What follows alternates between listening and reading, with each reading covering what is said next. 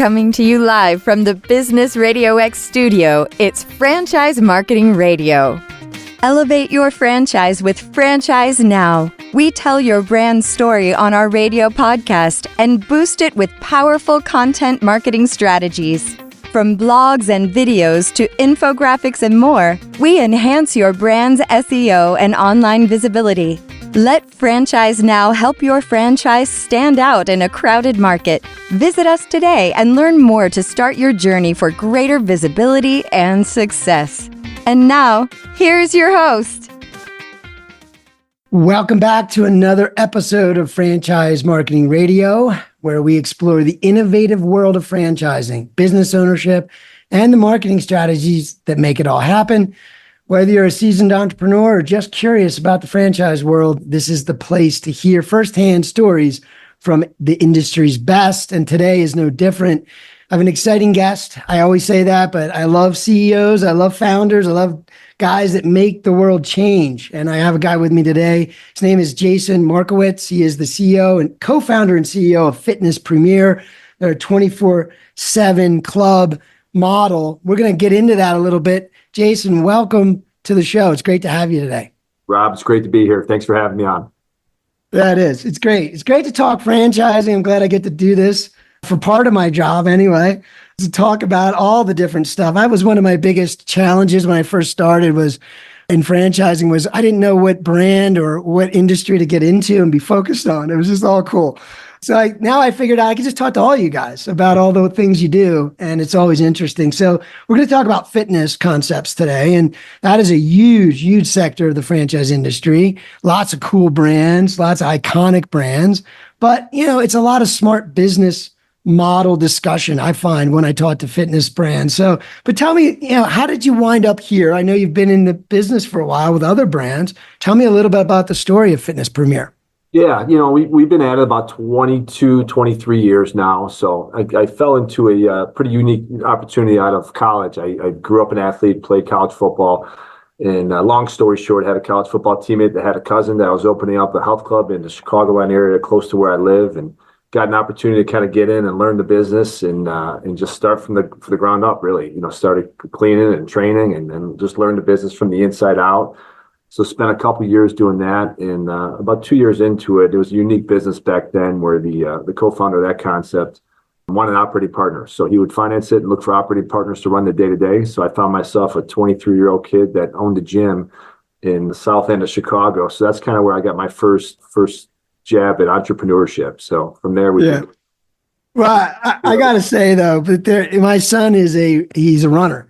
And he's a college athlete. He's a senior this year. And I always tell him, I'm like, just doing that, just being a college athlete makes you different than everybody else. I say that about the military as well. But I just love the ethic, the work ethic, the clarity. So when you say I was a college football player, I'm sorry, but that's not a small thing. And yeah, you were only 22, but you had some of that DNA. But tell me a little bit about that journey at 22. How did you move forward? What were you thinking then? Did you think you'd be where you are today? Like, how did that unfold? Yeah, we had such an excitement and passion for it. Like, just love fitness, sports, team. And, like you said, like in our company today, we target a lot of former athletes and military. And we find that there's a lot of synergy between what they understand about teamwork and working with others and how to fail and how to move forward, how to collaborate, how to work hard, just the daily discipline of life, right? That makes you successful. There's a lot of transcendent skills that transcend into business ownership. So for me back then, I knew none of that, right? So I was just in there getting experience and just working hard. And fortunately, we were able to have some success early on. And then we had some quick failures and learned a ton. And, I call it the doctorate of really probably fitness and franchising at this point, 25 years later. But it's been a hell of a ride, a lot of ups and downs and learnings and all that. And I'm excited to share that with you today. Yeah. So, let's face it, fitness is a very, it's a never ending growth industry, but also very competitive. So tell me a little bit about, just from a high level, what makes the brand unique? What's your position when you're communicating? What's different about you guys? Yeah, today it's, we like to live in markets that, we feel they're a little bit harder to find and penetrate. So our model does really well in what you would maybe classify as a tertiary or almost small town USA, right? Where it's a little bit more strategic in the way we think about site selection. And that's through years and years of competing in more suburban or urban markets, right? With a lot of competitors. So we did that for a long time, and we still do that in many of our markets. We feel like we do have differentiators in a business model, but from a site selection and real estate standpoint, there's a lot of low-hanging fruit opportunities in a lot of smaller markets that are typically underserved when it comes to fitness. So we like those type of immediate opportunities at a high level. And then, when you get into the business model, fitness is interesting because it's not everybody can buy the same stuff, right? It's just what color is your stuff, what brand identity do you have? So we really try to put a lot of focus on, having all the high quality equipment that a lot of the other competitors in the market have. And then we focus a lot of our energy on the people and the training, the process around what makes the location unique, right? And usually that's the people within the box. Yeah, no doubt. It's a feeling. Well, and I talk to you guys a lot in the fitness industry. Well, maybe it's been lately. I don't know, a couple of interviews, but I feel like for me, like looking at as a consumer, right? I feel like the environment of a gym is important to someone's life, right? Not only to how it makes you feel health wise or how it makes you look. It's also the environment of going somewhere regularly and people knowing you and building rapport and relationships with people. So I really feel like, especially with, and I'm going to kind of tee this up as what you think, but as the visionary and the CEO of this kind of a brand, but I feel like it's important for communities. Like in the future, it'll be even more important, like that we have this human connection where we go places and interact. And the interaction is almost as important as what the thing we're doing is, right? And so paying attention to the experience people have, to me, it's like, what unique way can you do that? And it could probably be a lot of different ways. But do you agree with that? I feel like it's the feeling you leave with versus there's stuff there to get in shape. It's really like, how do I feel when I go to the gym? And what is it doing for my life? But is that kind of how you weave things into your brand and your thinking? Is that? 100%. It's a big part of it. We want to keep our members just coming back for one more workout, right? Making sure they leave feeling good. So, the way we think about simple things, right? Like knowing members by name and being that personalized service. And, with our new wellness areas that we have some relax and restore type of amenities, massage chair, sauna, cold plunge, where they feel good leaving, right? There's that euphoric feeling of you feel good when you leave, so you want to come back, and how you're treated when you're there. So some of those little touch points, I think of Chick-fil-A, right? I go to Chick-fil-A all the time because it's their pleasure to serve me. And it's something as simple as that one line that they do pretty consistently in every drive-through. That's like, I'm going to go to Chick-fil-A for my chicken sandwich, and I'll seek it out. So, yeah, we try to weave little things in like that make it memorable and just, create a relationship at the end of the day with our customers. That's funny you brought up Chick-fil-A because, there was a time where I would take my kids there a lot, and they're grown up now, so don't do it as much. But I just found myself always telling them, this is why they're so popular, like this little things they do, right? I'm trying not to put my business cap on, but it's funny. It's like those little things that they do consistently well, right? And that is sort of part of the franchise industry and the different models. It's like doing a lot of little things well. And that's what makes individual business ownership so challenging without a franchise brand. And it's always what I've seen. But tell me a little bit about, I think you guys have created an operating system. I know in franchising, for anyone who doesn't know, it's very structured in the sense that it's regulated. So you're given operation manuals and you're given resources and training. But some franchisors do more. They build on that. They know what you need. So tell me a little bit more about how you guys approach the entrepreneur operating system, if you will, or how you do that and train your franchisee. Yeah, you bet. For us, it's we started franchising based on having locations that we own and operate ourselves. So we kind of put our foot forward. We built and got locations up running and profitable and operated them for decades sometimes before we sold them off and converted them to franchise locations. In 2016 is when we started doing that. So for us, it really gave us, a lot of, and then we still have some locations that we operate, a lot of practical experience of what it takes to run a successful fitness center. So we really got a good understanding of that. So when it comes to training and developing our team, we do a lot of things that we think really enable them to have that kind of focus on leading and developing and driving revenue for the location. So from the back office support side, we do a lot when it comes to accounting and payables and some of those administrative tasks to take it off the franchisee's plate. We do a lot of things from a development standpoints, virtually and in our office when it comes to, weekly trainings and accountability, monthly masterminds. We do a lot of goal setting personally and professionally with franchisees, general managers, and really work with the team to make it, almost that team approach to winning.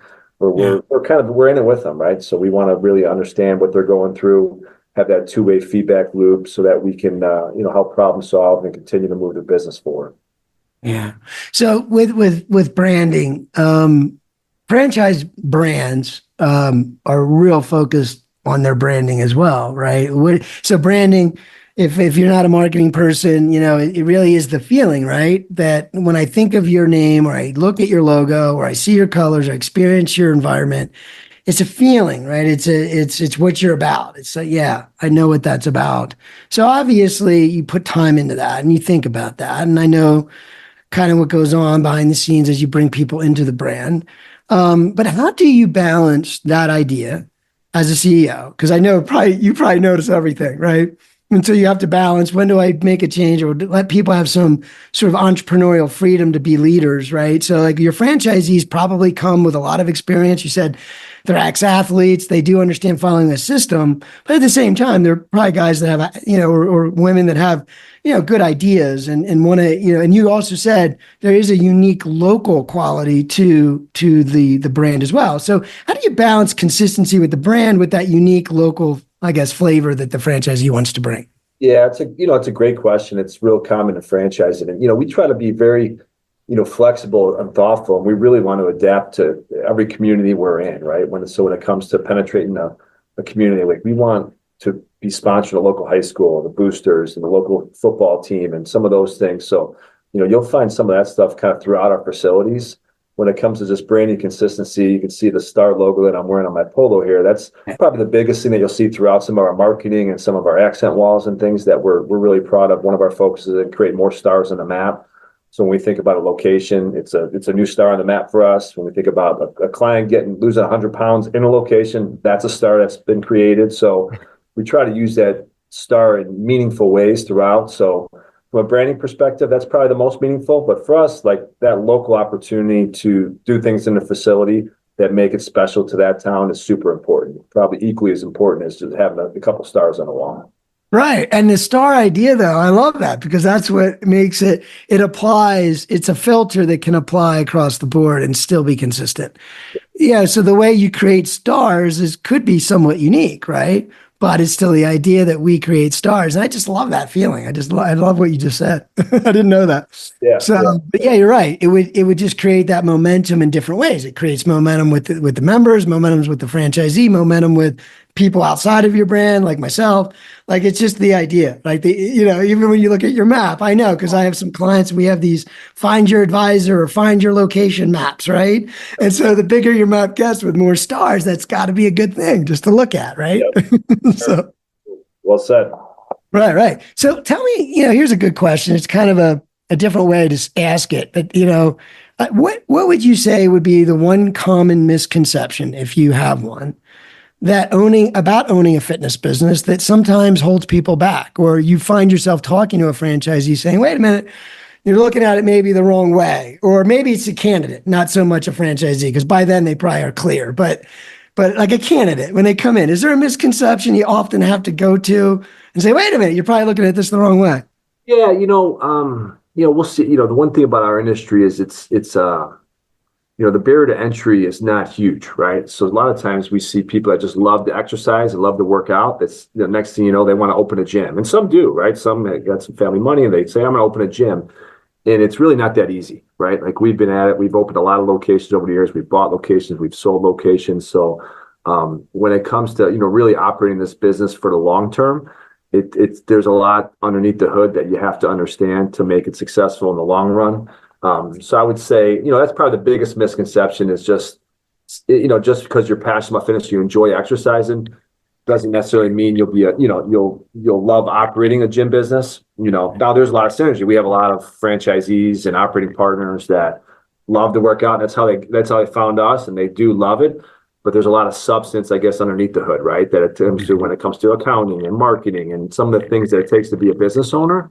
We try to put that stuff in a box to make it really easy for them to then be a business owner, that they can focus on why they got into it, which is fitness and people, right? So the fitness and people, they'll start a gym, but the stuff behind the hood that keeps it going sometimes is easily overlooked if you're not surrounded by a good system. Yeah, no doubt. And I think the key point, and I'll say it for almost any brand, if you understand what it's like day to day, then success is there. I don't think there's any brand that you could fail at if you actually executed well, right? Fail is a broad word. So it depends what your goal was. But my point is, I feel like, yeah, you're right. So like when you go through that process with someone, with a franchise brand. And a lot of people know from the industry, we have intermediaries called consultants or brokers, and their job is often to try to help you sort that out before talking to a guy like you, Jason. But ultimately, yeah, it's like, what is the day-to-day going to be like? What is the bigger impact I'm making? It's not just about my fitness anymore. It's about the community and what goes into partnering with other businesses. And there's other aspects of the model they probably aren't aware of. And they'll either fall in love with, or they'll say, that's not really me. I'm really introverted. I don't want to talk to anybody. Like, that's probably not great for a business owner in a community where it's a lot about communication, right? Maybe, I don't know. I'm sure there's other ways to address different strengths and weaknesses, right? We know that. But anyway, great feedback. And I appreciate that. So the follow-up question I kind of have, and it's not really a follow-up, but it's getting into sort of what this looks like in terms of a business model. And I wanted to talk about technology a little bit. And I know that there's a lot of new technology on the horizon, like with AI and body wearables. And what are you thinking about? Like, what's on your mind right now in terms of your roadmap, in terms of how you think of technology? And I know it's not just, hey, let's just go get it because it's cool to say. It's more like, is it fitting in with the stars? Like you said, we're about making stars. So does that fit the bigger picture? But how do you fuse technology in? And tell me a little bit about the technology you do use. Yeah, you bet. Yeah. So, we definitely have a technology roadmap that we're actively engaged in and carving out. So, it's things to make sure that the seamless entry into the facilities, it's simple and easy for the members to understand. And it's, one app access instead of having 2 or 3 apps to be a member of our club. So we're focused on kind of streamlining that entire process. And then when a member does come on board, what does the tracking look like? We're finding that a lot of people already have their Garmin's or their Apple Watches, and that's really what they want to use to track their measurables. Where, 5 years ago, we had an outsourced third-party vendor that we were giving them a wearable to use for their heart rate monitor and that sort of stuff. And we found over time that the usage of our band went significantly down because a lot of consumers want to use what they use, right? Their Garmin watch. So we're working on technology that's going to be flexible to kind of meet the customer where they are. So they're not wearing 2 watches or have a band plus a watch. That doesn't, at the end of the day, make a ton of sense. So we're streamlining some things there. And then the last thing I guess I would add is, when it comes to, labor and staffing and automating things in the facility, we have a kiosk system that can, automate the sales process for us, facilitate a tour and orientating a guest with the facility in the event that, one of the managers is teaching a class maybe, and somebody comes in for a membership. That process is automated through our kiosk. We call that kiosk Jimmy. So yes, Jimmy. All right, cool. Awesome. Okay, that's more on the side of the members, right? Which I think is probably where a lot of the tech will dominate, and you'll be thinking about. Tell me a little bit about like the franchisees and the marketing side of things. How do you guys view that? From a digital marketing, let's just isolate that part, right? Because I know that gets into the techie stuff and Google, Facebook, social media, all these new things that you and I have grown up through. They didn't exist. Like, yeah, YouTube wasn't around when well before, I try to explain that to my kids. I'm like, it is evolved.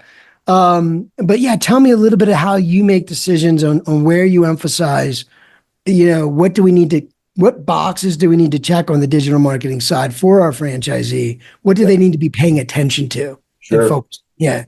Yeah, we have a pretty robust co-op that we automate some of the digital marketing spend through to kind of keep that, keep it simple for the franchisees. I think the biggest coaching point that we work with our franchisees on is making sure you're really diligent and active with the organic message from your location specifically. So when you talk about like local branding and, supporting the high school or focusing on member testimonial, some of that stuff that you can capture at the local level and then share with the community on your social media stuff in your town is probably the most impactful stuff that you can do.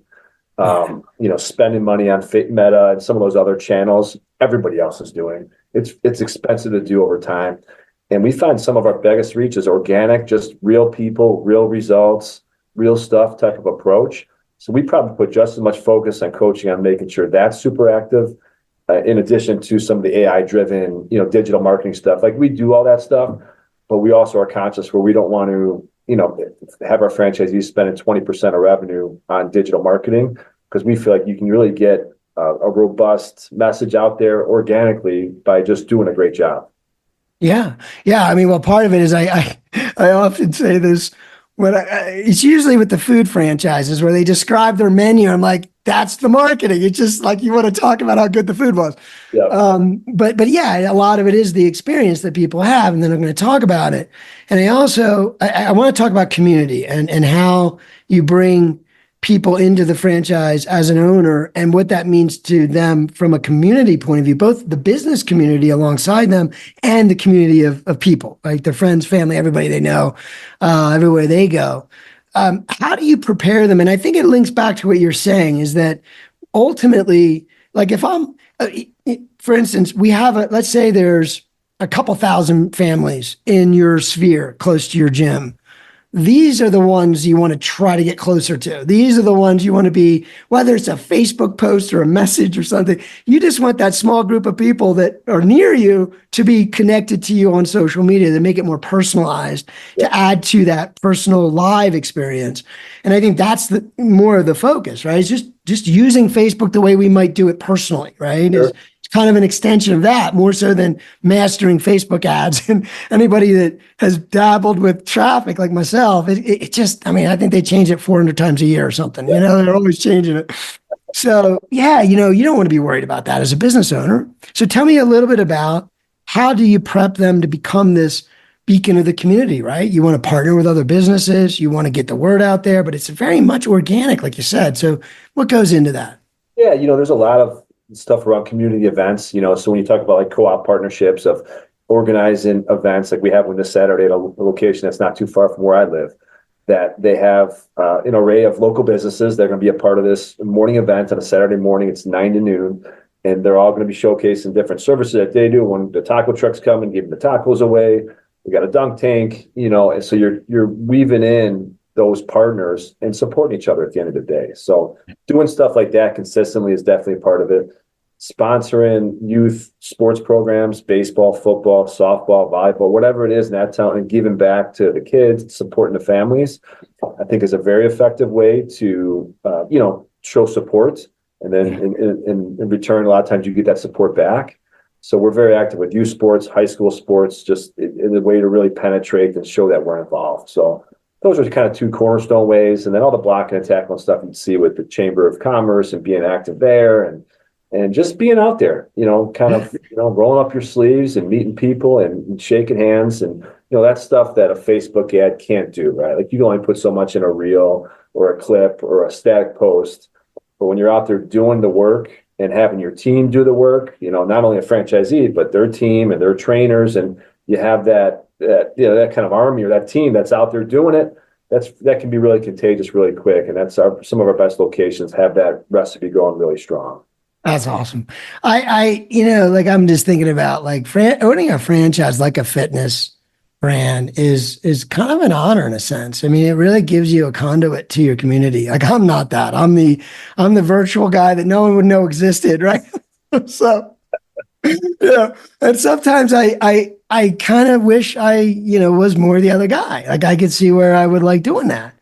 But I was just thinking, you could sponsor a baseball team, a little league baseball team, or any kind of sport, and just go and film 5 minutes of that and post that. That's the marketing you should be doing. That organic. I'm out there, we're interacting, and it's relevant. It's all us. It's our community, and I think those platforms are great to extend that. But you got to that's the focus, not the platform.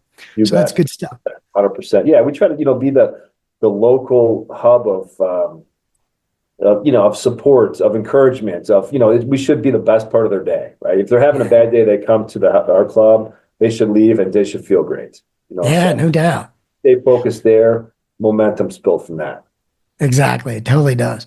And so a little bit about the leaving feeling good. I've heard that. So like, tell me a little bit about the equipment that you've installed. Any thoughts there? I feel like that's evolving, like that we keep learning things and new methods of feeling better and recovering faster. Tell me a little bit about how you think of that whole side of it. Yeah, I'd be glad to. We've been at it a while. So a lot of people come to a gym because they want to exercise, right? They want to work out. And so we have all the basic stuff you would need to work out, right? Strength equipment, free weights, cardio equipment to get a good workout in whatever it is, 45 minutes to an hour. What we've tried to do over the years is really put together programming that makes it last, makes it sticky, makes it social, makes it fun.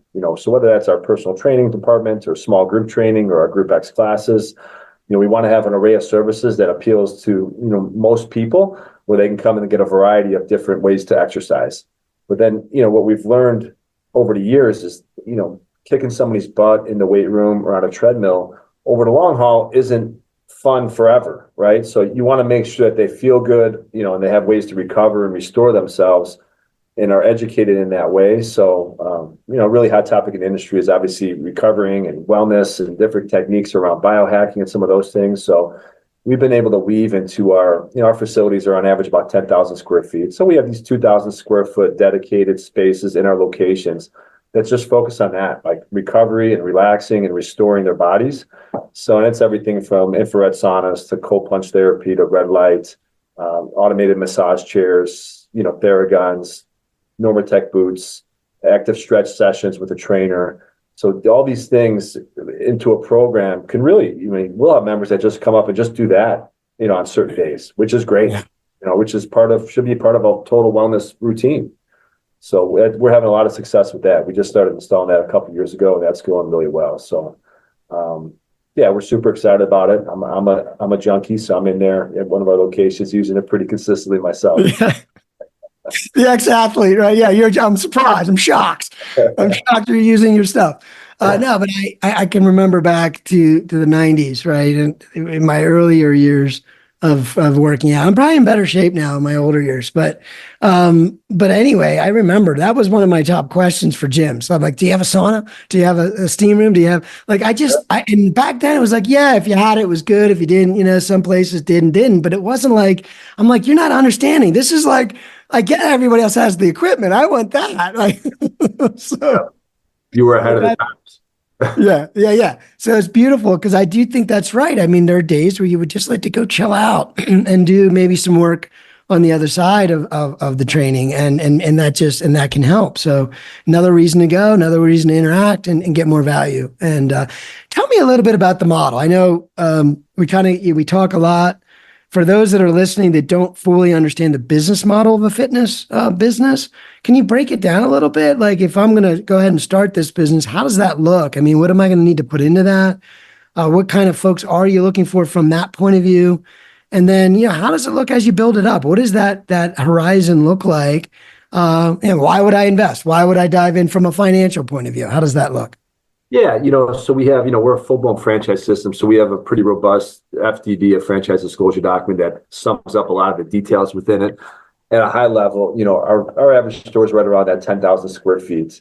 We're focused in pretty strategic markets. And we have, what I would classify as a full-service fitness center that has everything you would see in, a lot of fitness centers throughout the country, with a big focus on programming and results and connecting with the customer. Right. And that's some of the ancillary things that I mentioned that for a franchisee really do drive a lot of extra revenue and profitability for the location. So we get you a membership because that's what everybody comes in for. And then we're pretty successful at getting a certain number of customers then to do something that's going to really help get results and stick with their program, whether that's training with the trainer, small group training, group exercise, relax and restore, something that makes it a little bit more sticky for them and makes them stick it for the long term. For the franchisee, it makes location drive more revenue, so that they're profitable quicker, right? That ramp up time, that average cost per customer, instead of being that $35 or $39 for a membership, goes up in times 2 for that customer. So that's very helpful from the business side of things. So that's Exactly. kind of our not our secret sauce, but that's what we work really hard at, that we're pretty good at, is getting that extra ancillary dollar per customer, which at the end of the day helps the customer be more successful anyway. So Yeah. I yeah, was gonna say it's a win-win, not to, interrupt you, but it's a win-win. And in a lot of business models, that's what it's about. If you get results and they stay longer, they're gonna be with you long term. And that's better for you. And the other thing about it is, again, with any great products, any great services, businesses have to be run well. They have to be good at what they do so they can reinvest in the business that makes it better for me. That's why your business is cool. That's why I want to go to your gym, because you got cool stuff. But if you can't find a way to make the business work, well, that starts to not be the case. And that's why I appreciate that thought process, because it's almost like you can't really give the consumer what they want if you're not good at being a business, making money. You got to be good at making money. And we benefit because of high quality services and affordable at that. So, but anyway, go ahead and finish. You were going to, keep going there. Yeah, when it comes to, just to that point exactly, when it comes to like who we're looking for, and our business is driven on people, right? Like we need the right people in our locations doing the right things. So for us, attracting, like we say it often, and internally, like we'll grow at the pace that we can attract great leadership. Yeah. That is excited about what we're doing as much as we are, right? So because that in itself, putting those type of team members in the business ownership as a franchisee with our process around them really does create a lot of synergy and success. So, but without that right recipe, it really can be challenging. So we're really focused on the right people, join the brand, and excited about growing at that pace that we can attract those folks. Yeah, exactly. So with that a little bit, and I do want to kind of make sure we sort of wrap up with you giving some good advice for people that might be considering moving into the franchise business, especially fitness. But just in turn, I had a quick question, just what you were saying. And I think this is true of a lot of franchise brands and leaders in franchise brands like yourself. So like, really, it's about like, let's make sure the tribe is good. And there's a certain, I don't know if you can give any specifics to this, but is there a certain KPI or something you need to look at before you say, we're going to grow at this pace as long as this is okay over here? And that's like what you said. It's like, we want to make sure we got the right people, so we're not rushing. We're also making sure our current people are doing well. So there is that sort of controlled growth. Because I know in franchising, you could probably grow a lot faster than you basically might choose to, right? And it's based on different things. And I'm just wondering, what is your take on growth, and how do you manage that and decide how fast or how slow to grow? Yeah, no, it's a great question. You see it, and we've been involved in other franchise brands as franchisees and area developers. So we've seen it from all sides, right? And you got to be conscious of it. I think for any system, like understanding the leadership team that's running that system is very important. And I think, looking at a business at a high level, making sure that it's some, you love the day-to-day activity, as you mentioned earlier, like the day in the life. Could I see myself doing it as an important component? As we think about grow, we've been at it, 22, 23 years now. We have 18 locations and growing. So for us, it's pretty like slow and steady, proof in the pudding. Like we literally built them ourselves, got them profitable, and sold them. Like we one step in front of the other over the course of 2 decades is what we've been doing. So we feel really good that we're primed up and we have a good concrete foundation for more rapid growth at this point. So hence our new markets that we're doing in Florida and South Carolina and Tennessee and Colorado. We have some exciting things going there with some franchisee partners that have been 2 decades in the making for us. So we're super stoked about that and feel like we're ready. The corporate team's ready. But you have to be conscious of it. And, we don't want to open up 25 locations next year. We think we should open up 10, right? And help the franchisees get up and running, get them trained, help train their team, and get them profitable. And from there, and we want them to be excited about doing location 2 and 3. For us, that's more rewarding than going out and finding 200 individual franchisees that want to get into fitness. So it's really the right partners in the right markets doing the right things is really how we think about it. And as we explore brands as investors, even like those are some of the things you want to think about, because you can't get over your skis in this business. And selling 200 territories sounds exciting, but then you got to get those 200 open. You got to help those 200 people get successful, and you're married to those 200 franchise agreements for a long period of time. So, we really do take the approach like we're in it with them. We want to help be successful. It's that whole team mentality. Yeah. No, and I love asking that question 100 different ways because it all comes out with the right answer, which I would say, for everybody I've interviewed, it's been the right answer. But, it's the idea that you're in it together. You're in it together. And when you start a business by yourself without a franchise, you're not in it together with anyone. Or if you buy into something else, most other scenarios where you make money, you're in it by yourself. And the beautiful thing about franchising, it is a sort of balancing of, we're putting, first of all, the end user client, that's the vision. We want to make an impact to the world. But then we want to take care of our franchisees who are entrepreneurial folks that came over and wanted to do this with their life and their heart and their maybe their life savings on some level, right? Yeah. And so but you as the brand say, we can't succeed without them. So there's just no way to do that very long. Like you might get away with it for maybe a year. And then that thing comes back at you, which is beautiful. It's a beautiful balance because it really should just be, let's make sure everybody's okay and everybody benefits in every market. And so I'm in Colorado. Where are you guys at? I'm in the Colorado Springs. Where are you guys going to be? So we have a franchisee that's be getting open up there in Castle Rock, Colorado. So just a little bit far. Yeah, not too far. Yeah, no. It would be, anything else wouldn't be an option. Well, I could swing by. I wouldn't go there to work out. I'm a little too far, but It is the next city other than, there's a small suburb, but yeah, it's the next city between Denver and here. So yeah, we'll see if we can make our way down to you. Yeah, no, yeah, definitely. I would almost guess you'll be down here if you get there, if you get that open. So yeah, this is definitely a fitness culture here. We need some good stuff. So we always need more. Yeah, I love Colorado Springs. Yeah, I got some family out there. Beautiful out there. Yeah. Love it too. Well, listen, any final thoughts, any advice that you give somebody who's thinking about reaching out or maybe, figuring this out, any final advice for them? And then also, could you share the best way to get a hold of you guys if they do want to engage? Yeah, sure. Yeah, I think, my quick tip I'd give for anybody interested in getting into franchise or business ownership in general is just really make sure that you love what you're going to do. Like you have a real passion for it because it's not always easy, right? It's a lot of times it's hard work, it's sacrifice, it's commitment, it's working through the hard times. And I feel blessed to have found something early in my career that I really love to do to kind of endure those tough times that let us come out the other end of it. So I think for anybody, regardless of whether it's fitness or anything, right? Pest control, at-home services, make sure you have a real passion and excitement for it. And I think if you do, you'll be successful at it around the right system. Yeah. And for us, the best way to get a hold of us is, right on our website. You can find us at fitnesspremierclubs.com. And I really appreciate you having me on today, Rob. It's been a blast. Yeah, absolutely. I want to have you back. You're going to keep growing. We're going to see where some of this tech goes. I'm still really curious about AI and it's just going to change everything. So it's kind of like, you know what I mean? It'll affect everybody. Sure. But yeah, I know you guys will be thinking about the ways that you might implement different technology, but I just love the way you're approaching things, man. I do. I know that, again, the temptation to grow differently, right? I think that you're basically if everybody didn't hear it, I hear integrity on your team. I hear you care about doing business right and taking care of people all the way down to your customers and members.